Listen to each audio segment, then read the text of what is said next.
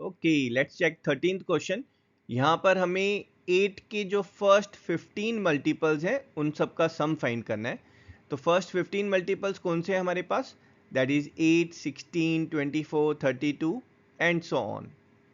तो इन सब में जो फर्स्ट 15 टर्म्स होंगी उन सब का सम हमें फाइंड करना है।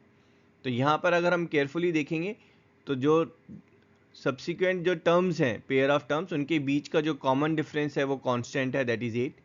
तो ये जो सीरीज फॉर्म हो रही है दिस इज एन एपी, और इस सीरीज में जो फर्स्ट टर्म है that is 8 and common difference that is also 8।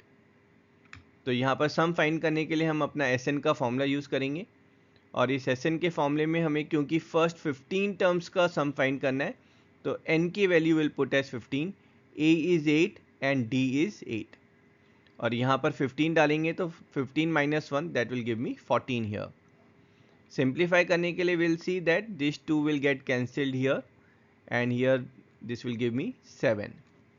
So 8 plus 7 times of 8, that is 8 times 8 or 64.